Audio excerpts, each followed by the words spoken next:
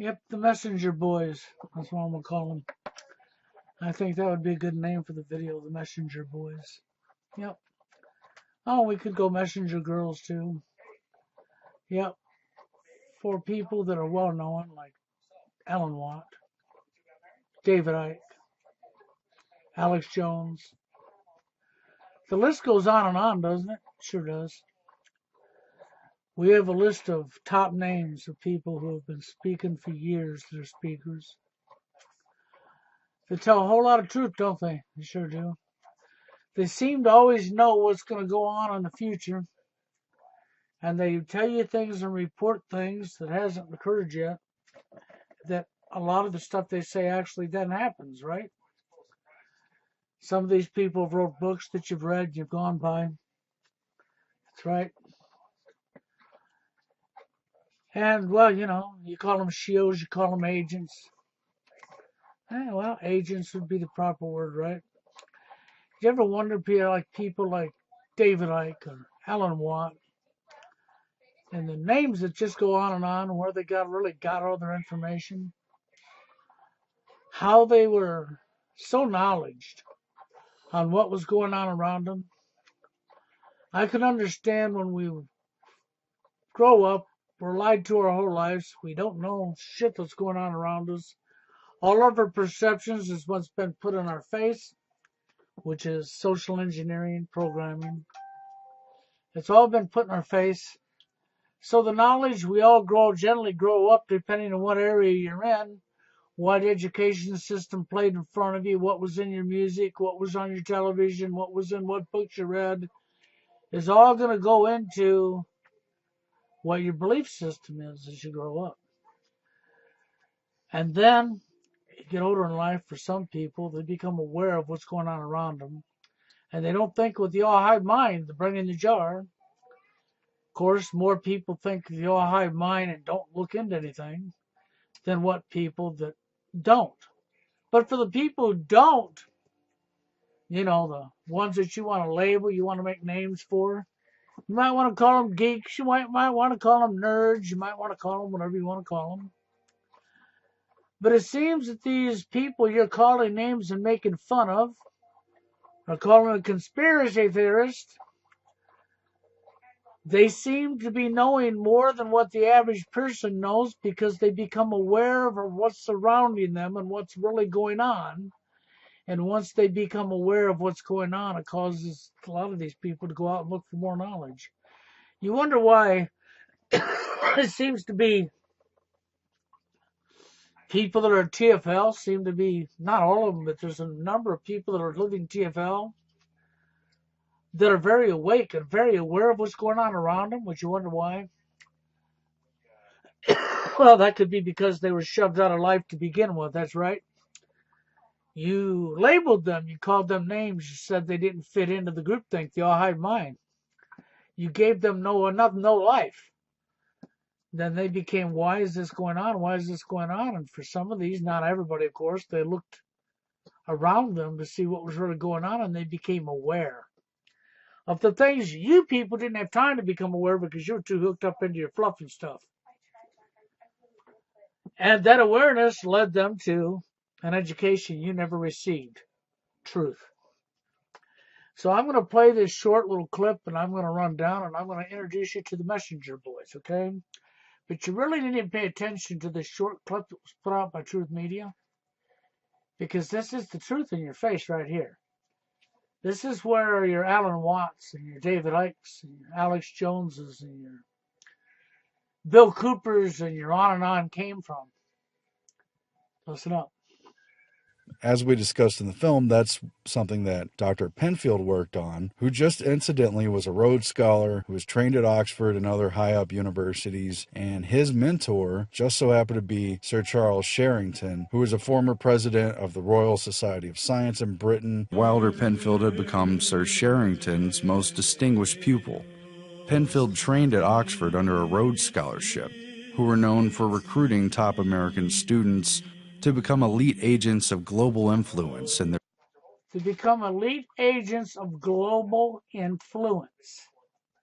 Let's play this again. Royal Society of Science in Britain. Wilder Penfield had become Sir Sherrington's most distinguished pupil. Penfield trained at Oxford under a Rhodes Scholarship, who were known for recruiting top American students to become elite agents of global influence in their fields. That's right, to become elite agents of global influence. Okay, elite agents of global influence. What are we looking at here? That's right. And if we go back to this again, see, this is critical that you pay attention to this part. As we discussed in the film, that's something that Dr. Penfield worked on, who just incidentally was a Rhodes Scholar, who was trained at Oxford and other. That's right, a Rhodes Scholar who was trained at where? Oxford. An elite college. Was trained where? Oxford, an elite college. Other high up universities, and his mentor just so happened to be Sir Charles Sherrington, who was and his mentor, the former president of the Royal Society of Science in Britain. Royal of Science in Britain. Wilder Penfield had become Sir Sherrington's most distinguished pupil. Penfield became the most distinguished pupil. Trained at Oxford under a Rhodes Scholarship. Yep, trained at Oxford under a Rhodes Scholarship. Who were known for recruiting top American students. Who are known for recruiting top Americans. Now, it doesn't mean that all the people they recruited came from America. No. But the point is right here. They're telling you. This is where these people come from. Who were known for recruiting top American students to become elite agents of global influence in their fields. Yep. Elite agents for global influence. So what would elite agents of global influence be? People that you perceive to have knowledge. People who perceive to tell lots of stuff. And that lots of stuff they say comes to bear, becomes to reality. And of course, not all of it does, because we have to play the game, don't we? That's right. We got to keep our controversy and our division. So, elite agents of global influence. Alan Watt, Daved Icke. Daved Icke. Yeah. You might say, what Daved Icke? Well, if you look around you and Daved Icke, you got people out there saying, did Daved Icke know what was going down? I mean, he has said stuff that's now coming true in our face. So's Bill Cooper. So's Alex Jones. So's Alex Watts. Yeah. All of these faces you're looking at have been telling people different messages of things. Some could be because they're aware. And some can be global agents, recruits. See, you're seeing all the people from the 2019 people who are speakers, very famous ones, Daved Icke, Alan Watt. Well, Alan Watt's not on this list, but you see him. You see Ron Paul. You see old Fox News judge there, the phony judge. That's right, Andrew Neapolitan. That's right. Do you pay attention to what I'm telling you? Look closely at these names. Recognize the faces. And one that I know for sure is a criminal who told on himself a long time ago right in my face because he was being naive. He was being arrogant because he knew he had you fooled. He had the blanket pulled over your eyes, your face. And then he got stupid and told on himself. Would be Lou Podolsky. That's right, Lou. Oh, Luke Podolsky. We are change. He gave you the same change Barack Obama gave you. He sure did. He gave Cassie Dill her change too. He sure did. He set her right on up. She went to jail for real. He shut her down right in the middle of her path to telling the truth. This man came along and shut her down, all in the name of truth.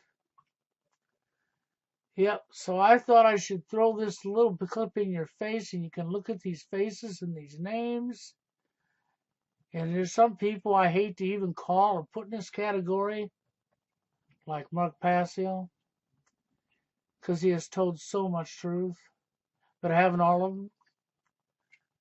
But Mark Passio actually touched the war on genders, which you've never heard any of these other people touch.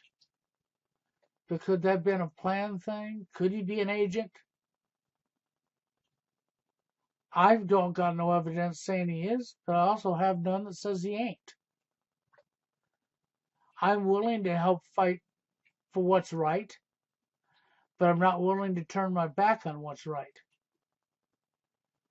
I'm not going to go down the road for the tool.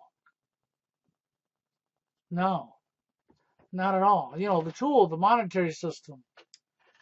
I'm not worried about lining my pocket. I'm not worried about what other people think of me. See this guy right here, Mark Passio? We have a lot in common from what he preaches and what he says and how he feels. I feel the same way. I have so much in common with this guy in a lot of areas. And I don't even know him personally. And this is why I agree with him so passionately. Okay? Because of his attitude, his demeanor. Really does. I agree with him so cold-heartedly. I'm with him. Okay? But at the same token, see, this is why I said this is, I've already made a video on this right here. There's people on my channel. You've seen it. You know what I said about it. You know what happened to the guy that wanted to speak out, that went there to speak, who suddenly wasn't allowed to speak no more, and his documentary wasn't being played because he wanted accountability and transparency. At this very place where all these people met, a whole bunch of them wanted to not want anything to do with accountability or transparency. And I can guarantee you one person who definitely didn't want accountability and transparency would have been right here.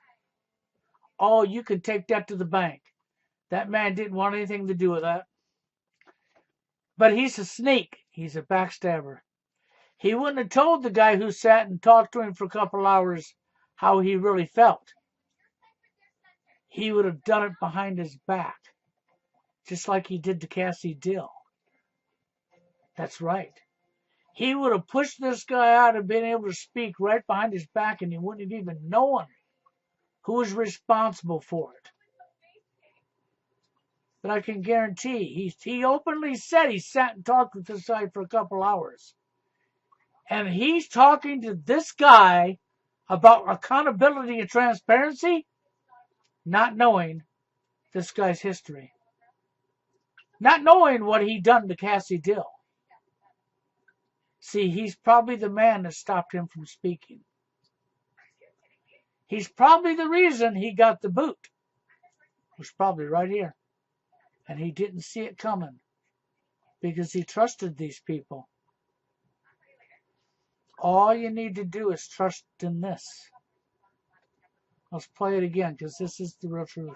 As we discussed in the film, that's something that Dr. Penfield worked on, who just incidentally was a Rhodes Scholar, who was trained at Oxford and other high-up universities, and his mentor just so happened to be Sir Charles Sherrington, who was a former president of the Royal Society of Science in Britain. Wilder Penfield had become Sir Sherrington's most distinguished pupil. Most distinguished pupil. Penfield trained at Oxford under a Rhodes Scholarship. He trained at Oxford under a Rhodes Scholarship. Who were known for recruiting top American students to become elite agents of global influence in their It's all right there in your face. You're going to say, well, but that's old. No, that's because they always bragged they were going to tell us. See, this is something they've done for decades and decades now.